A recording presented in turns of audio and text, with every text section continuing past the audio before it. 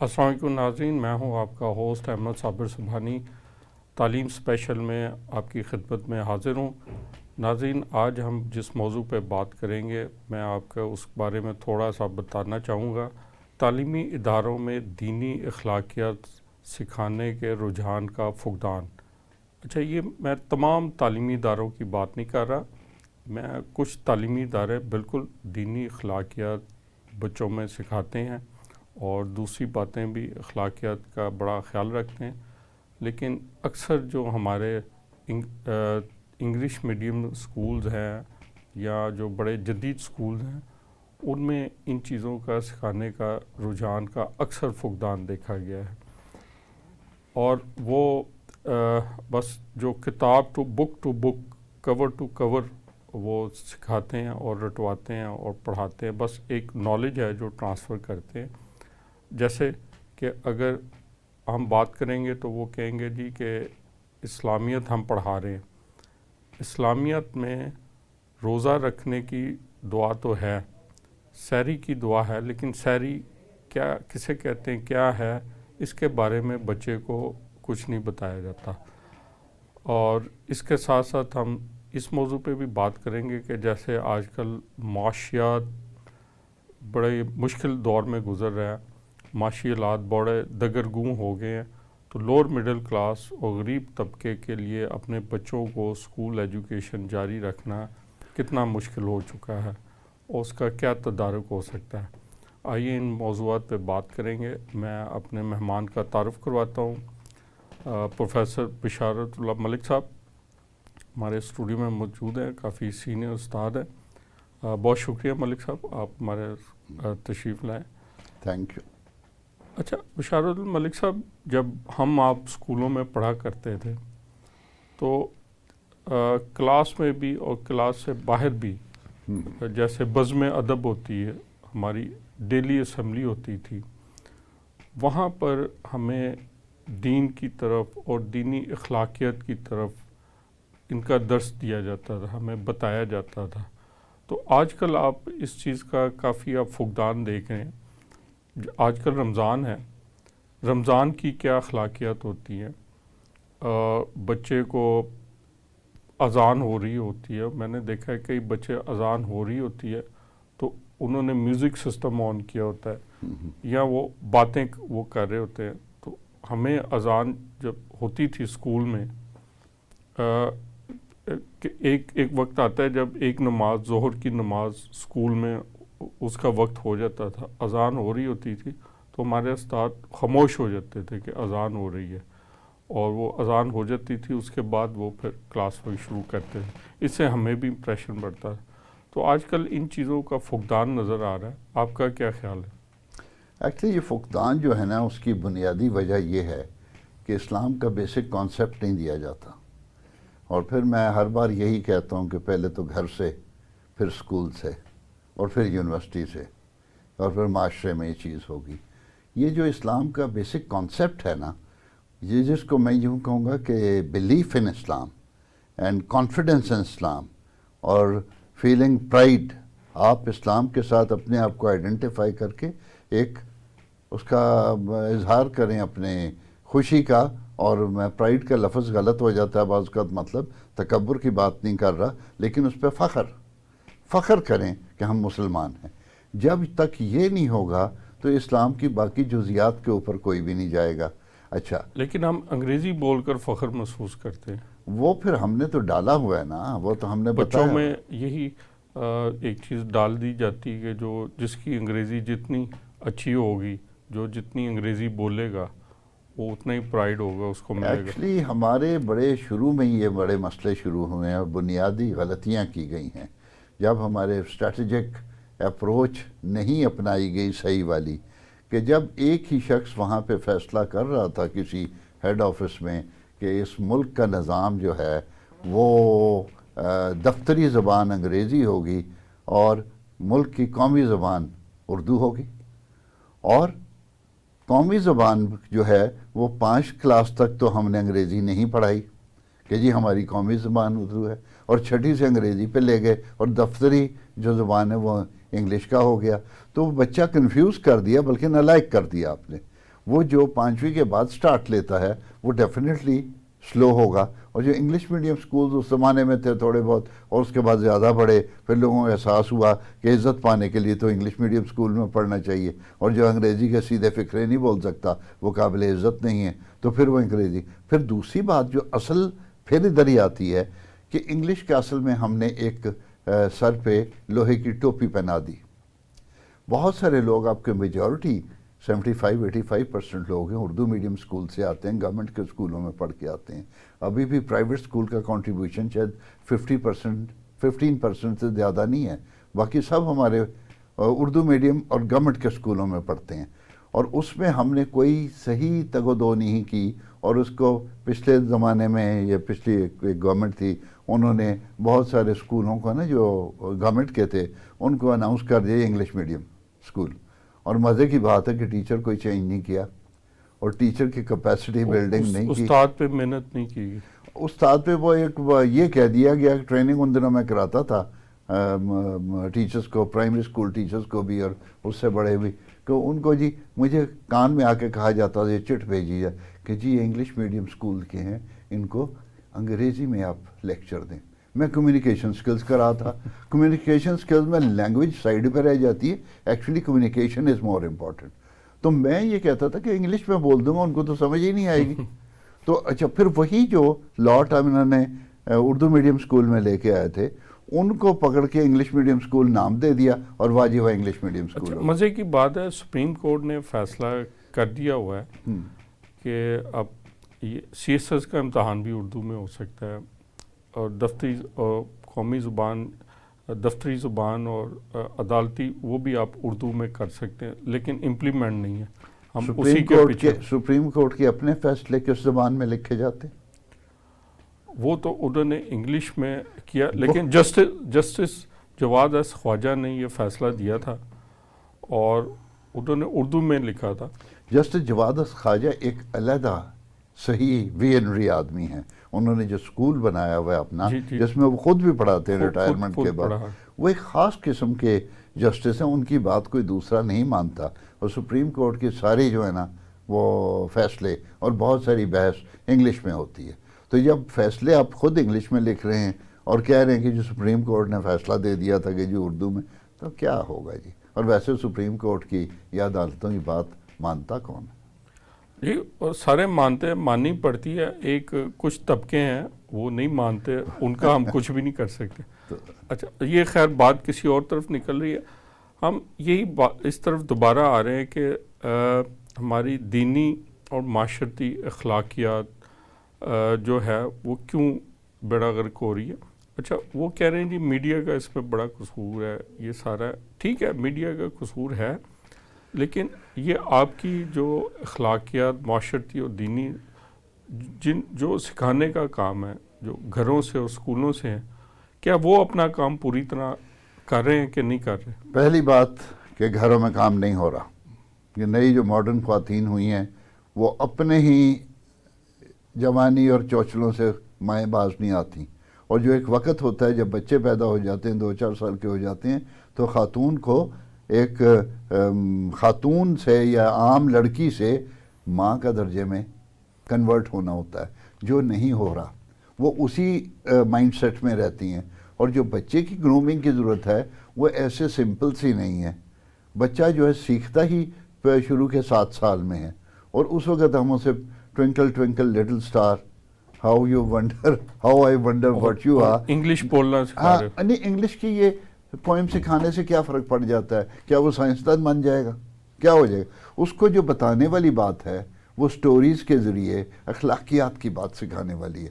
اگر جاپان میں یہ ہو سکتا ہے, ہم ہر چیز گندی مندی کی نقل کرتے ہیں باہر کی, ہم انگلینڈ امریکہ یورپ میں جو بھی غلط باتیں ہو رہی ہیں وہ بھی ہم اپنا لیتے ہیں. ہر بندہ جو جاتا ہے, ناٹ ایوری بڈی, لیکن بہت سارے لوگ وہاں سے شراب پینا سیکھ کے آ جاتے ہیں, اور ان کو یہ نہیں پتہ چلتا کہ ان کے پہلے 7 سال وہ جو ہے نا وہ بچوں کو پڑھاتے نہیں ہیں, صرف ان کے ایتھکس ریلیٹڈ سٹوریز سناتے ہیں, ان کے ایتھیکلی ان کو اپ گریڈ کرتے ہیں. جی اچھا, یہی چیز جو آپ بات کر رہے ہیں, یہ میں اسی چیز کی طرح ذکر کر رہا تھا کہ ہم یہ پوری طرح نہیں لیکن کچھ تو ہم کریں اپنے اسکولوں میں. میری ایک اسکول والوں سے بات ہو رہی تھی, وہ کہہ رہے تھے جی دینیات ہے, اسلامیت ہے, وہ ہم پڑھاتے ہیں بچوں کو, گورنمنٹ نے دی ہوئی ہے.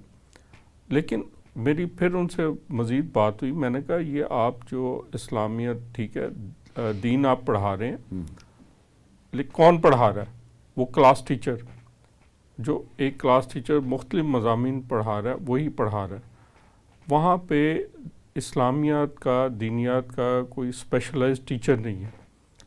اچھا کوئی ہم عام طور پہ اسلامیات دینیات کا اسپیشلائز ٹیچر ایک مولوی کو کہتے ہیں, وہ ہمیں رکھنا پسند نہیں ہے کیونکہ اچھا وہ کوئی ایک اسپیشلائز ٹیچر پڑھائے گا تو وہ آپ کو یہ یاد کروانے کے ساتھ ساتھ آپ کو ان کی دین کا جو اصل روح ہے وہ بھی ٹرانسفر کیا. روزہ کیا ہے, روزہ کھولنے کی دعا تو آپ کو وہ رٹوا دیں گے, لیکن روزہ ہوتا کیا ہے, وہ کیوں رکھتے ہیں, اس کے پیچھے کیا فلاسفی ہے, کیا اس انسان میں یہ آپ کے روحانی طور پہ یہ کیا تبدیلیاں لاتا ہے, دینی طور پہ اس کی کیا اہمیت ہے, یہ اس کے فضائل جو ہیں وہ بالکل نہیں اس کو بتائے جاتے بچے. یہ تو وہ استاد بتائے گا جس کے اندر انٹرنلائز اسلام ہوا ہے, اور ہمارے میجورٹی کے ساتھ انٹرنلائز نہیں ہوا.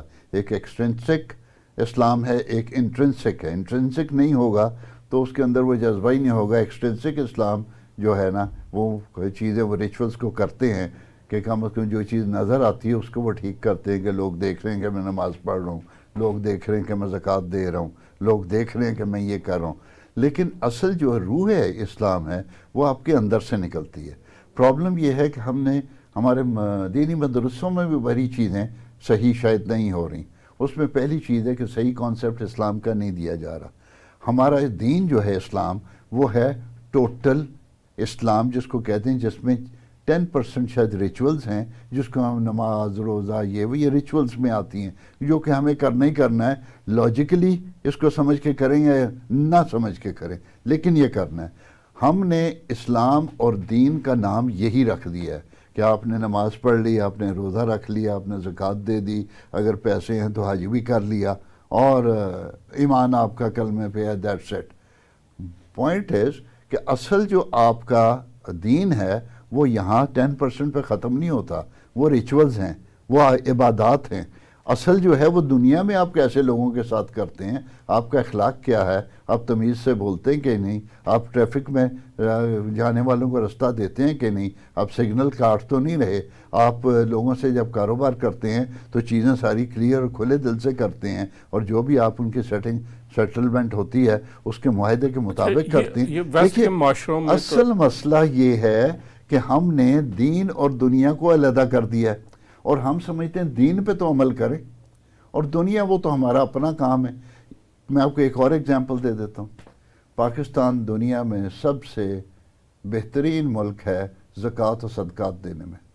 جی اس کے جو فگرز آتے ہیں وہ سب سے بہترین ہے, لیکن پاکستان ہی دنیا میں سب سے برا ملک ہے ٹیکس دینے میں. اس کی وجہ جو بظاہر مجھے نظر آتی ہے کہ وہ تو ہمارا دینی ضرورت ہے, وہ مذہبی ضرورت ہے, وہ ہم پوری کر دیتے ہیں. جب ٹیکس دینے کی بات آتی ہے یہ تو دنیا کو ہم کہتے ہیں جو مرضی کرو وہاں پہ. اصل بات یہ ہے کہ دنیا میں جو کچھ ہم کرتے ہیں یہ سب دین ہے. یہ ہم کانسیپٹ لوگوں کو نہیں دے پائے, مسجدوں میں نہیں دیا جا رہا.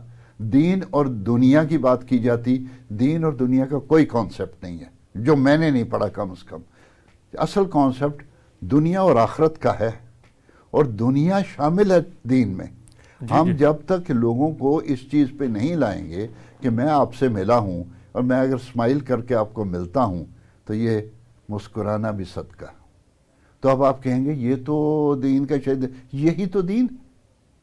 اور جیسے ابھی میں سوچ رہا تھا جنگ میں جب کہتے ہیں جی فلاں شہید ہو گیا, فلاں لڑا بڑی بہادری سے, یہ وہ اس کو ستارہ جرت, یہ وہ لڑائی ایکچوئل جو ہے وہ بڑی امپورٹنٹ ہے. لیکن وہ جب سپاہی چلتا جا رہا ہے, وہ 10-20 میل پیدل چلتا ہے, پسینہ بہاتا ہے, کھانا نہیں ملتا, بھوکے رہ کے اس کو بارڈر تک پہنچنا پڑتا ہے, اور سب کچھ جو ایفرٹ ہے اور سامان اٹھایا ہوا ہے, گن کندھے پہ اٹھائی ہوئی ہے، وہ جو مشقت وہ جو مشقت ہے وہی جہاد ہے، اور اس کا بہت ثواب ہے، اور ایک ایک ذرہ جو آپ کے کپڑوں پہ اور ٹانگوں پہ پڑتا ہے یا آپ کے جسم پہ پڑتا ہے اس کے لیے دوزخ حرام ہو جاتی ہے۔ ہم کہتے ہیں جب تک تم جا کے جان نہیں دے، وہ شہید ہونا بہت امپورٹنٹ ہے، لیکن شہید کے بارے میں تو کہا گیا نا اس کا حساب کتاب ہی نہیں ہوگا، اس کا نہیں ہوگا، اور یہ جو جہاد ہے اس کی امپورٹنس نہیں بتائی جاتی۔ یہی میں اسی سوال میں نے یہی اٹھایا تھا کہ جہاد ہے، اب تو خیر ہمارے جگہوں سے تعلیم سے، دنیاوی تعلیم سے بھی، دینی تعلیم سے بھی جہاد کو غائب ہی کرتے آ جا رہے ہیں۔ اب یہ ہو گیا ہے جو نیا ورلڈ آرڈر بن گیا ہے، اس میں ہر جو آزادی کی تحریک ہے اس کو ٹیررسٹ تحریک کہہ دیا گیا ہے، اور آپ یہ دیکھیں کہ اگر اسرائیل جو مظالم ڈھا رہے ہیں وہ ٹھیک ہے، اور وہ جو آزادی کی تحریک ہے جس میں لوگوں کی بےزتی روز ہوتی تھی، ہر ناکے پہ ان کو ذلیل کیا جاتا تھا، 75 سال سے ہو رہا ہے، وہ ہیومن رائٹس کے جتنے وہ ہیں جو اس کا شور مچانے والے اس معاملے میں چپ تھے، انہیں کچھ نظر نہیں آتا تھا۔ اگر انہوں نے ریزسٹ کیا تو اس کو کہتے ہیں ٹیررزم ہے، اور اس کی پہلے شدید اور اس کے رد عمل میں نہ بات ذرا بھی کرو فلسطینیوں کی تو کہتے ہیں اس کی مذمت کرو کہ جو انہوں نے اٹیک کیا، اور جو 75 سال سے وہ کر رہے تھے اس کی مذمت تم کرتے۔ دیکھیں اس کے جو انہوں نے رد عمل کیا، رد عمل کے طور سے پھسل رہے وہ ذرا گلوبل پرسپیکٹو میں بھی بالکل ٹھیک ہے، لیکن ایسے ہی ہوتا ہے۔ ناظرین اس وقت ہوا ہے بریک کا، تو باقی باتیں کر ناظرین ہم بات کر رہے تھے بچوں میں دینی اور معاشرتی اخلاقیات کی کمی کے حوالے سے۔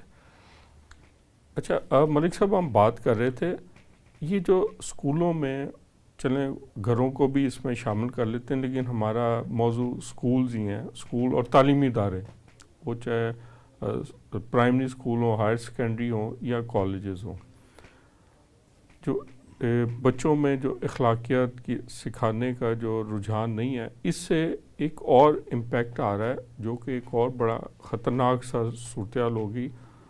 ہماری جو خاندانی نظام ہے، فیملی ٹائز ہیں، وہ بڑی کمزور ہوتی جا رہی ہیں، یعنی کہ بچوں کو یہ نہیں بتایا جاتا کہ بڑا بھائی کا رشتہ کیا ہے، بڑے بھائی سے ہم نے کیسے بیہیو کرنا ہے، اس کا ادب کیا ہے، اور بڑے بھائی کو یہ نہیں سمجھایا جاتا کہ آپ کے کیا فرائض ہے چھوٹے بہن بھائیوں کے لیے، آپ کا کیا رتبہ، آپ کا بچے اپنے دادا دادی نانی نانا سے تو بہت اٹیچ ہوتے ہیں، پیار کرتے ہیں، لیکن ان رشتوں کا ادب و آداب اور فیملی کے اندر ہم نے باقیوں کے ساتھ کیسے رہنا ہے، کیا رشتوں کی پہچان ہے، ادب ان کا کیسے رکھنا ہے، اچھا پیار بھی ہونا چاہیے لیکن ادب کو مخلوص خاطر رکھتے ہوئے، یہ بڑی تھن لائن ہوتی ہے ان رشتوں میں، وہ میں نے دیکھا ہے وہ کراس ہو گئی ہوئی ہے، اور اس سے ہمارے جو فیملی سٹائز ہیں ایک تھوڑا جب گرون اپ ہوتے ہیں تو وہ بڑے ویک ہو جاتے ہیں۔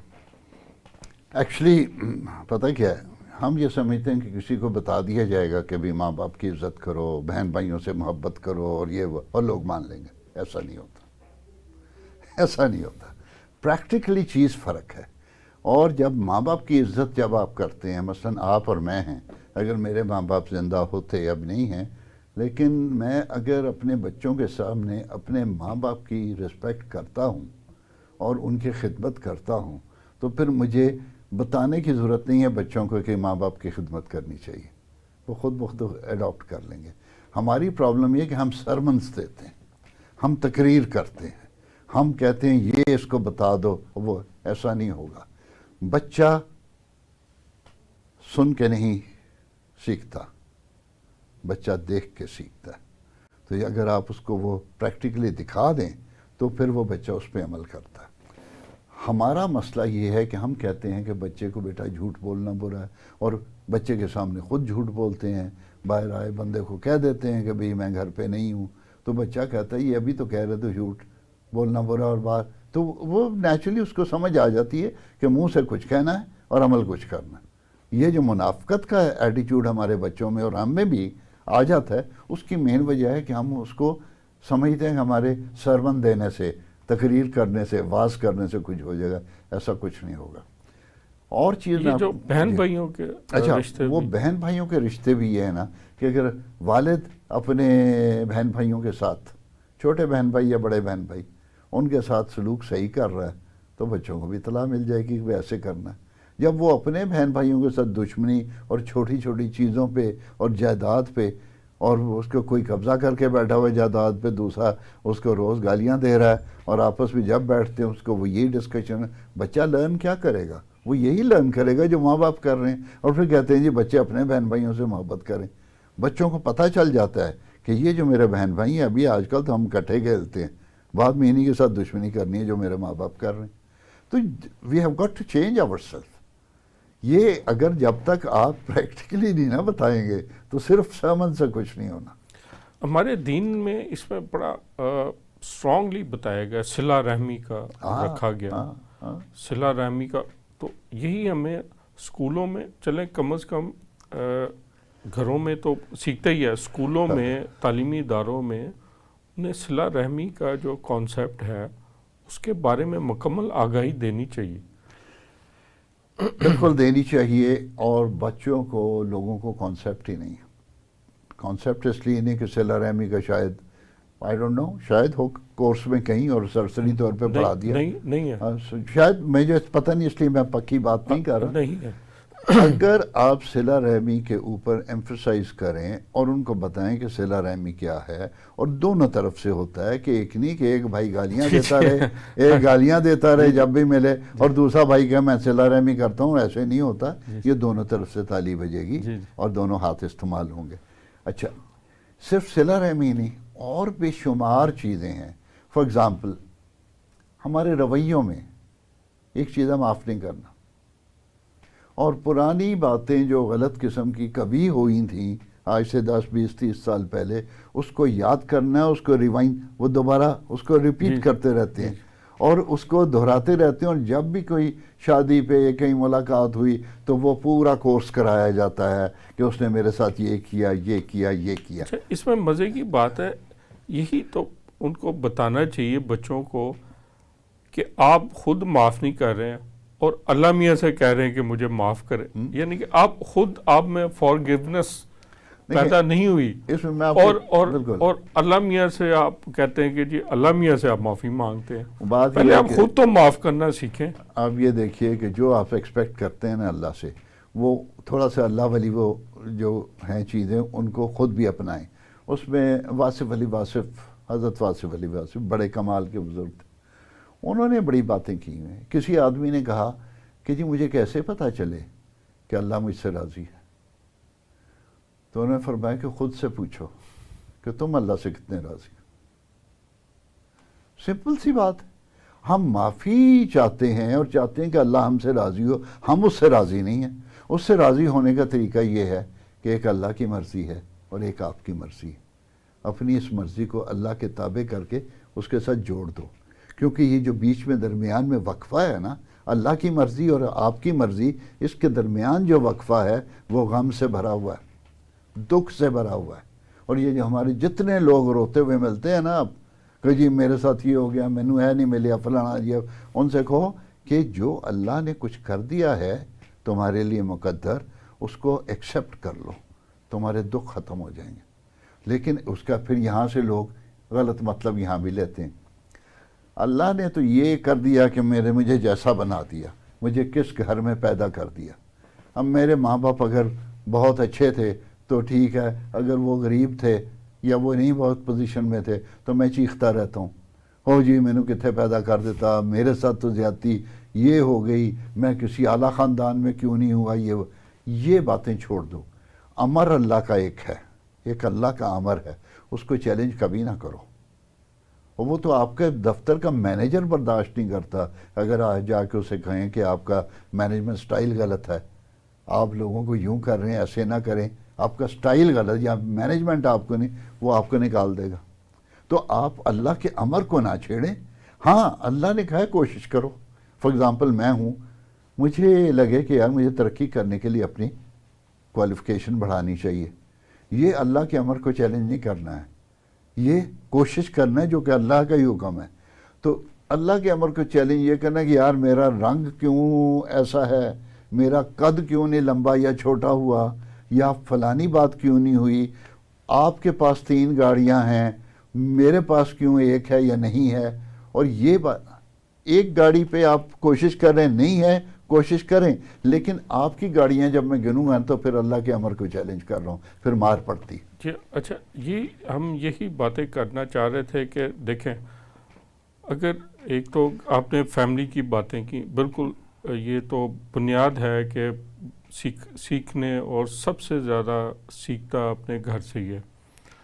دوسرا، اگر وہ سیکھتا ہے بچہ یا کوئی طالب علم، وہ اپنے ایجوکیشن تعلیمی اداروں سے وہ بھی سیکھتا ہے. میٹرک سے پہلے جی تعلیمی اداروں سے سیکھتا ہے. گھروں میں تو خیر یہ چلتا ہی ہے. دوسرا، تعلیمی اداروں کو بھی چاہیے کہ ہمیں اپنے رشتوں، بہن بھائیوں، اخلاقیات، اپنے دینی اخلاقیات، روزے کے کیا بہت آداب ہیں، نماز اذان ہو رہی ہو تو ہمیں کیسے احترام کیسے ہے، اس کا احترام اذان کیسا ہے. وہ دوسری اخلاقیات، جھوٹ نہیں بولنا، کسی کو دھوکہ نہیں دینا، یہ ساری ملاوٹ نہیں جی کرنا، یہ سارا کچھ، اور کوالٹی رکھنی ہے پروڈکٹ جی کی. یہ سارا کچھ ہے. اور یہ اگر رکھیں گے تو ہم ایک بہت ہی صحت مند معاشرہ کے طور پہ ہم فروغ پائیں گے. اگر نہیں کریں گے تو پھر آپ دیکھ ہی رہے ہیں کہ کس قسم کا معاشرہ جو ہے نا یہ اس وقت تشکیل پا چکا ہے. اور کچھ ایسے یہ جتنے بھی تعلیمی ادارے ہیں جو بڑی بڑی فیسز لے رہے ہیں اور کہہ رہے ہیں کہ جی ہم بچوں کو افلاطون بنا کے بھیج رہے ہیں، تو لیکن ہماری سوسائٹی پہ ان کا امپیکٹ کیوں نہیں آتا؟ وہ نالج دیتے ہیں، معلومات دیتے ہیں، وہ علم نہیں دیتے.